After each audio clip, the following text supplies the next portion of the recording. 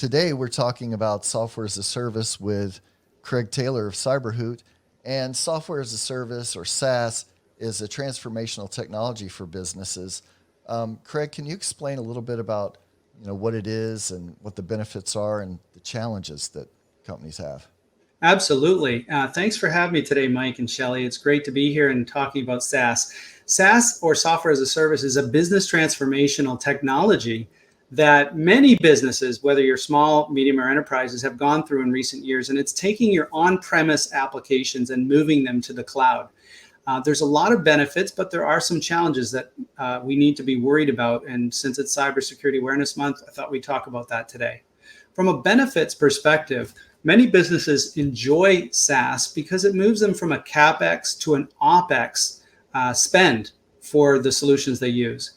It also enables just-in-time delivery of services and licensing. So if you hire someone, you don't have to send someone to their desk to install an application. They just fire up their browser and they might get an email inviting them to join that SaaS solution in the cloud. There's a lot of spare capacity in SaaS solutions out there. So if you have episodic flows and ebbs to your business, like tax companies have a lot of demand during tax season, there's enough spare capacity to help them out. It also leverages the expertise of the vendors themselves for the setup, and some come with administration that you don't even have to administer it. You just put people in and they get the default configuration. It may be cheaper to deploy. As we mentioned, there's no cost for the installation of it, but you also don't have to pay for expensive equipment like servers and duplicates or disaster recovery servers inside your own office space.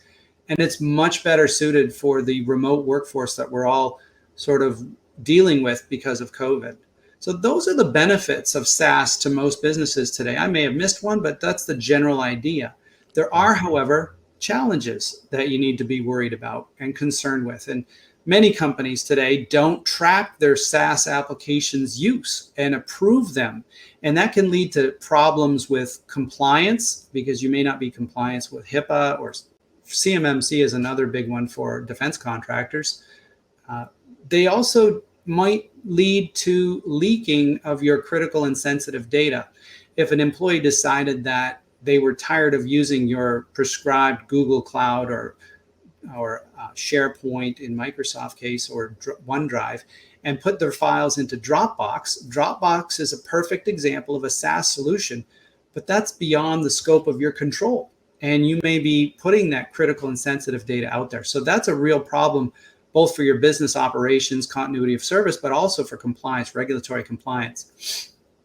Also, some companies have had challenges moving from one SaaS provider saying, give me all my data back so I can move it to another SaaS provider. So that too can be a challenge. So those are the advantages or benefits and the challenges.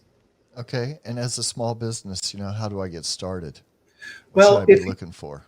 Right. If you haven't done the digital transformation, I urge you to investigate it, especially due to COVID with your remote workforce. It can really help you out, both from a productivity, but also a cost perspective.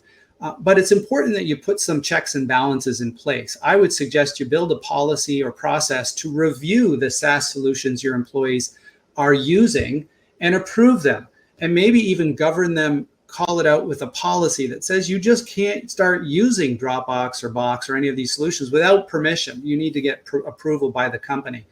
Then it's important to work with HR on onboarding and offboarding processes, because the last thing you want is a user or an employee that left the company 6 months ago still logging into your Salesforce and siphoning off your leads. So that would be a big problem.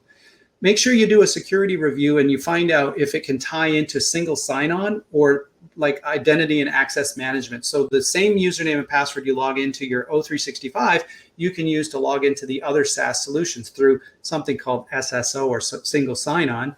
And make sure if there's critical and sensitive data, you enable two-factor authentication. In fact, I would make that a bar that you can't sign up or approve an application if it doesn't support 2FA or multi-factor authentication, if it contains your critical and sensitive data. If you're talking about Travelocity for booking flights, you don't need 2FA, but if it's got your critical and sensitive, you need that.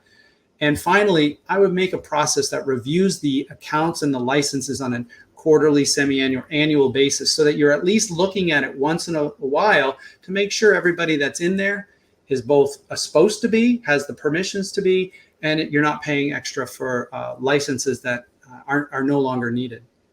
That's what I would ask most SMBs to do in my consulting on SaaS solutions. Great Excellent. advice. That's Yes, awesome. it Okay, is. thank you.